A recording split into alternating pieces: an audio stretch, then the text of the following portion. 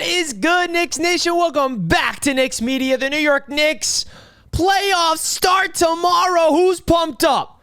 I mean, what kind of question is that? Knicks Nation everywhere should be pumped up. I know they are. That's not even a right question for me. I just want you folks to match my energy right now in the comment section because the Knicks take on the Philadelphia 76ers tomorrow night at Madison Square Garden. Game number 1 of round number 1. I'm super excited. In this video, we're going to share my Knicks playoffs keys to victory of the series, not just in game number 1, but the entire 7-game series here on Knicks Media. If you guys are new to the channel, don't forget to subscribe, hit the like button if you enjoy. With that being said, let's dive straight into business because I got a lot of keys to the New York Knicks playoff success in round number 1 against the Philadelphia 76ers, trying to advance into the second round. First things first, the most obvious one when you talk about a playoff series when you are the second seed, okay? Defend home court. It's that simple. You win all your games at Madison Square Garden, you win this series. The Knicks have to win game 1 and game 2 in particular because if the Philadelphia 76ers come to our home court in New York City at MSG and win one of game 1 or game 2, home court immediately flips in their favor. If you guys remember last year when the New York Knicks were going up against the Cleveland Cavaliers in round 1, the Cavs had home court in that matchup, I believe. We were the 5th seed, they were the 4th seed. The Knicks were able to steal a game in Cleveland, which flipped the entire series, which the Knicks were able to win in 5 games. So the Knicks have to make sure that it does not happen on the other end. We have to defend home court, win game 1, win game 2, and then steal one in Philly and maybe end things in 5 or 6. That's how I'm looking at it because if the Knicks do not defend home court, they're going to have to force themselves to go on the road in Philly, which, by the way, I'm not scared of the Knicks in Philadelphia because Knicks fans are going to represent big time in Philadelphia. We already know, I'm sure some of you guys watching this video right now already have tickets booked for game 3 and game 4 in Philadelphia. For sure, there's going to be a lot of Knicks fans over there representing the Knicks on the road, but I really want the Knicks to take advantage of home court. The playoff energy is completely different at Madison Square Garden. I was at the game last year, game 3. It was bonkers when the Knicks were back in the playoffs in round 1 against the Cavs, and I think that the Knicks are going to be fine. They were elite at home all season long, and I think that's going to translate beautifully into the NBA playoffs. Now, the next key is staying true to the Knicks identity that they formulated this season. And since Tom Thibodeau showed up, baby, hustle, rebound, defending, and just playing the Tom Thibodeau brand of style of basketball that is playoff energy at all times. Josh Hart, perfect example of what we're talking about. Hustling for loose balls, crashing defensive rebounds, dominating the offensive glass. That's what separates this Knicks team from other teams across the NBA, right? We're not the greatest NBA team in terms of scoring and offense, but what makes up for it is getting second chance opportunities, getting Jaylen Brunson an extra shot at the rim when Isaiah Hartenstein or Mitchell Robinson or Josh Hart or Precious Achiuwa able to get an offensive rebound. Of course, on the defensive side, securing the rebounds. Like the little things, the attention to details to the little things is what made this Knicks team so dangerous. Another part of their identity that I really love about this Knicks team is pushing the pace in transition. When you get a rebound off a miss, you got to push that ball. And the one that's perfect at it is, again, Josh Hart, pushing in transition, going downhill. If there's an open lane to get a bucket with the layup, you do it. If it's not there, you kick it out to a shooter in a Dante DiVincenzo or a Deuce McBride in rhythm. Jalen Brunson, OG Anunoby, hit the open shot. That is something that I've seen the Knicks team get better and better at as the season went on, okay? Another thing I absolutely love about this Knicks team in terms of their fluidity on offense is the off-ball movement. Dante DiVincenzo has been an absolute weapon for this Knicks basketball team, and he's evolved past just a three-point shooter. Okay, his presence on the court is not just, I'm going to camp out in the corner, wait for the ball for a catch-and-shoot 3. No, that's not the case with Dante. His off-ball movement has been spectacular. His backdoor cuts on the baseline has been crazy. Hartenstein's passing and finding him on the backdoor cuts. Jalen Brunson's passing. Josh Hart's passing. The playmaking from this Knicks team and the ball movement in general has been an absolute joy to watch, and that needs to continue. The Knicks cannot get stagnant. The Philadelphia 76ers are going to throw some zone defenses, and they're going to double-team Jalen Brunson. They're going to try to confuse what the Knicks want to do offensively. To stay true to what they know, move the ball, with the ball, off the ball, let that ball move fluidly, and allow Jaylen Brunson to scan the defense and let him get cooking by the end of the game like he's been doing all season long. And that goes into the next key, which is Jaylen Brunson. Now, I don't want to make it sound like we're depending on Jaylen Brunson so much, but at the same token, we need him to be playing like an MVP. Because the Knicks play their best basketball when he plays the level he's been playing. And guess what? He's been playing like an MVP all season. Since the OG trade, since the new year of the 2024 calendar year, Jaylen Brunson leveled up his game to being a first-team All-NBA talent, the best player in the Eastern Conference, and one of the best point guards in the entire NBA.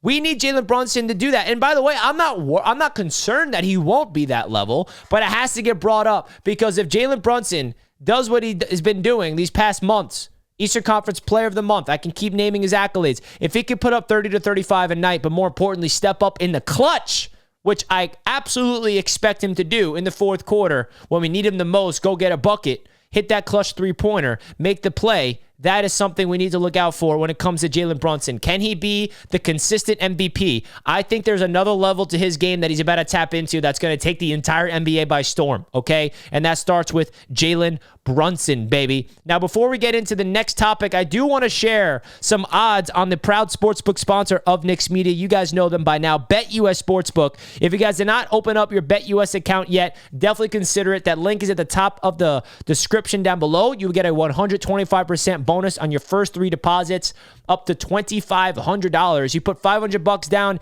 in your BetUS account, they'll give you $1,250 to play with, okay? The number 1 rated online sportsbook in the world, a fast 24/7 customer service where they give you a call if you need any help, and a quick 24-hour payout. Shout out to BetUS. You see the odds right here. You can actually bet on the exact series outcome. So if you think the Knicks can win in a sweep fashion, which is unlikely. Obviously, the odds are at plus 1,400. You like the Knicks in 5. You like the Knicks in 6. The Knicks in 7. You see the odds right here. Or maybe you're a Sixers fan. Or maybe you're just an NBA fan watching. Or maybe you're a Knicks fan. You don't have any hope of the Knicks winning, which I'd be shocked to see that happening. You see the odds presented right here.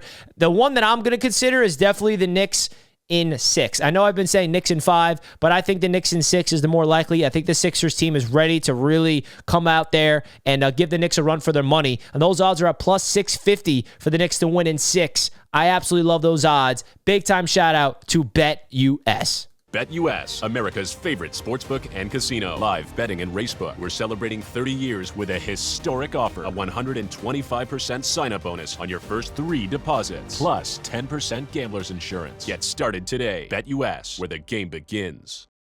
Big time shout out to BetUS. Now getting into another key. Joel Embiid, how are the Knicks going to be able to defend this man? Now, he is a player that is not at 100% health, but he's still a force to be reckoned with, a former MVP, a very, very good basketball player. These 76ers, I believe, I could be wrong exactly, but I think they're 31-8 when Embiid's playing. Now, one of those 8 losses was against the Knicks when we blew them out by 40 points with a healthy Joel Embiid, just saying. But the Knicks got to be able to hone in and defend Joel Embiid with Isaiah Hartenstein, with Mitchell Robinson. The key there is going to be staying out of foul trouble. How can this Knicks team not get into foul trouble? Embiid is a absolute you talk about a foul merchant. It's Joel Embiid. He knows how to get contact. He knows how to get the whistle in his favor. And the Knicks got to be able to really hone in and get a game plan to shut him down. Now, I'm not expecting the Knicks to shut him down and keep him under 20 points or anything like that. Embiid's going to get his numbers, but they got to be able to limit him and not allow him to take over the entire game.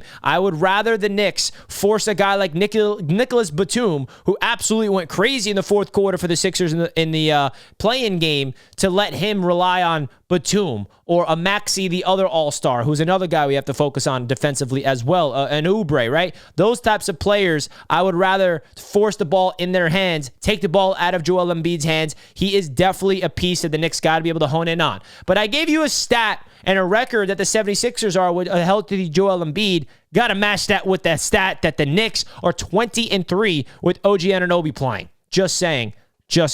Now, the next key I have is the role players around Jaylen Brunson. Okay, a guy like Deuce McBride and Bojan Bogdanovic are 2 pieces to this Knicks team I'm looking at the most off the bench. Okay, Deuce McBride has had a tremendous breakout season.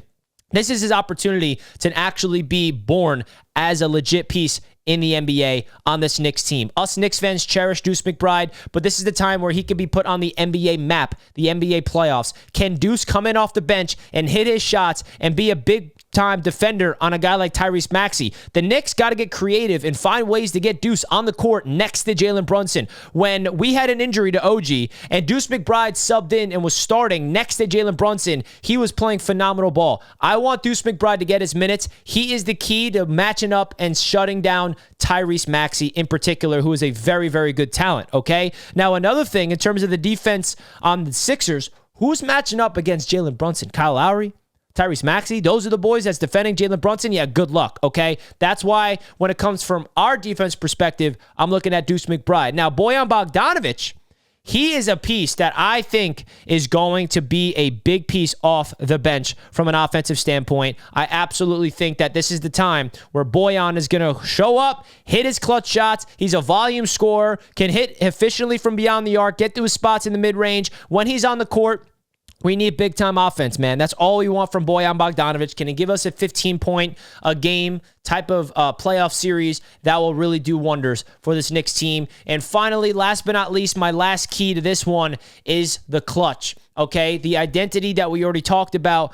The Knicks have to play their best ball when it matters the most in the fourth quarter. When we have a lead, we must protect it. The Knicks were so good this season at protecting leads. When we get a double-digit lead, we never look back. We never really force another team to come all the way back. It's possible. We've seen it before, but I think that the Knicks in the clutch, not turning the ball over. We saw Jaylen Brunson make a terrible mistake in Game 6 against the Miami Heat that he will bring up countless times that lost us the series, turning the ball over. I don't see that happening again. I think Jaylen Brunson is going to learn from that moment, and we have to make sure we protect the ball, do not turn it over, hit the clutch shots, and more importantly, play defense at the highest possible caliber when it matters the most. 5 minutes to go in the fourth quarter. Jaylen Brunson has proved to be an elite talent in the clutch. We've had a bunch of clutch opportunities this season. I think they're going to be able to get the job done in the NBA playoffs, folks. That is the keys for the Knicks' success in the playoffs against the Sixers in round number 1. Let me know if I mentioned anything that deserved to be mentioned